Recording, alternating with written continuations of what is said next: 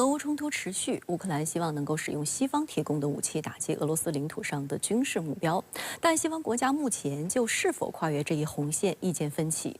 有乌克兰官员则承认，经英国许可，乌克兰已使用风暴之影导弹攻击了俄罗斯境内的军事目标。援乌武器使用范围的扩大将对俄乌局势产生何种影响？俄方又有何表态？来看看报道。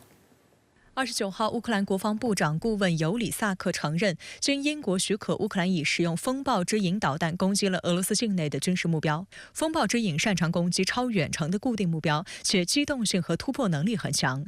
深圳卫视梳理发现，乌方使用的风暴之影导弹最先于去年5月由英国提供，并于当月在乌克兰投入使用。同年6月，乌克兰还使用风暴之影摧毁了俄罗斯在赫尔松和扎波罗热地区为其部队提供补给所依赖的一座桥梁。俄方也多次表示曾击落乌军的风暴之影。截至目前，乌克兰已获得法国、立陶宛、拉脱维亚、瑞典、爱沙尼亚、波兰、芬兰、捷克、英国、荷兰使用其援助的武器攻击俄罗斯目标的许可。此外，加拿大也已表示不限制乌克兰使用其援助的武器打击俄目标。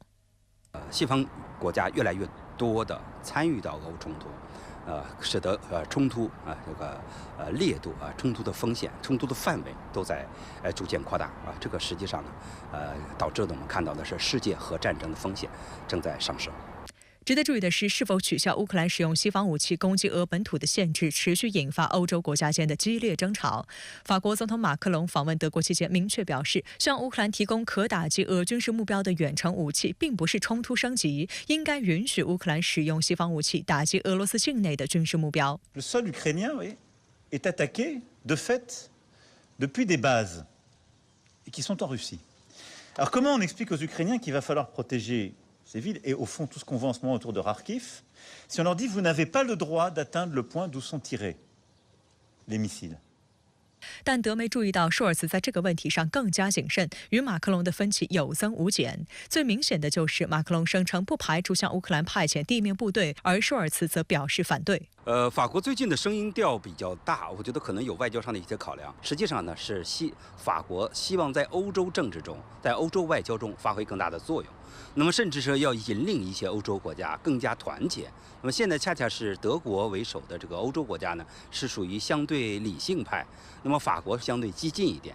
那么欧洲就变成了一个多样的欧洲，一个步调不一致的欧洲。俄乌冲突爆发以来，北约各类武器陆续进场，使战事不断升级。北约秘书长斯托尔滕贝格27号在保加利亚举行的北约议会大会春季会议上再次宣称，应支持乌克兰用北约国家提供的武器打击俄罗斯本土。在他的推动下，会议通过了这项倡议宣言。不过，据路透社报道，有9个北约国家不支持这一倡议，意大利和德国更是强烈反对，称这可能导致北约和俄罗斯之间爆发大战。事实上，就在这个会议3天前，斯托尔滕贝格就曾公开表态，支持西方援武武器用于打击俄罗斯本土。而相关言论最早在本月初由英国外交大臣卡梅伦在基辅发表讲话时提出。外界普遍分析认为，斯托尔滕贝格的这番话是说给美国听的。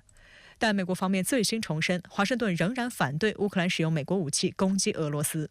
We're aware of the interest that President Zelensky has expressed in this regard. I would tell you that there's no change to our policy at this point. We don't encourage or enable the use of U.S.-supplied weapons to strike inside Russia. 对于相关讨论，俄总统新闻秘书佩斯科夫28号表示，北约大肆宣扬好战言论，企图升级冲突，这表明西方正陷入战争狂热，情况可能会变得更糟。俄罗斯必须采取坚决措施回击。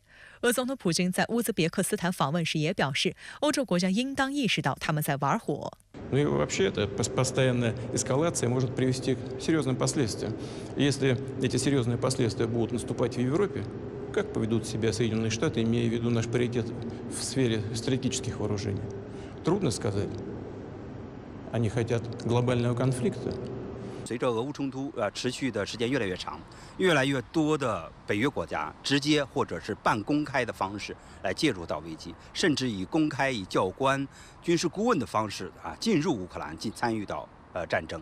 那么这实际上呢，给俄与北约之间这个发生直接冲突的这个风险大大的这个扩大了。而且呢，随着越来越多的北约国家的这个参与俄罗斯的这种战略耐心就有可能被消耗掉。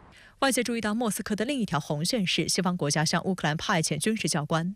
普京28号还提到，西方国家如果正式向乌克兰派军事教官，将是另一个升级举动，朝向欧洲严重冲突的另一步。这些外国军人将成为俄方合法打击目标。俄罗斯公报的军事分析师霍达雷诺克也警告说，许多西方国家的所作所为可能会引发第3次世界大战。实际上，欧洲国家深知这么做的利害关系。波兰外长希科尔斯基27号宣称，波兰不应排除向乌克兰派遣军队的可能性。但随后，波兰国防部副部长托姆奇克紧急灭火称，波兰当局既未讨论，也未计划向乌克兰派兵。据法新社报道，包括德国在内，越来越多的欧洲国家反对向乌克兰直接派兵，担心此举可能把他们进一步拖入与俄罗斯的直接冲突。欧盟国家迄今在乌克兰以外地区帮助乌方训练5万名士兵。乌克兰军队眼下仍缺少炮弹和兵力，寻求招募并训练更多新兵。俄罗斯正在极力避免与北约直接的发生冲突，但另一方面呢，我们也看到，普京的表态意味着俄罗斯将会重点打击西方的这样一些这个兵啊，在乌克兰的这个境内，那么要给这个更多的西方国家和欧洲国家以这个颜色啊，避免他们这个都下场。如果都下场的话，这场冲突的这种风险啊、范围、烈度就会急剧上升。此外，5月28号，西班牙、爱尔兰和挪威3个欧洲国家分别宣布，自当天起正式承认巴勒斯坦国。目前，全球有近150个国家承认巴勒斯坦是一个独立国家。观察指，每增加一个承认巴勒斯坦国的国家，距离落实2国方案就会更进一步。尽管欧洲3国的决定对美国的立场不会产生多大影响，但无论如何，以色列国际压力会增加，美国在国际上也正变得越来越孤立。它是强化了国际社会一切希望巴勒斯坦问题得到公正合理解决的这个国家，它这种斗争的信心，它这种和平的力量，这种和平的力量在壮大。在这个前提下，那当然是对这个推动这个巴勒斯坦问题啊，最终获得公正合理的解决，它形成了更大更强的一种道义上的正能量。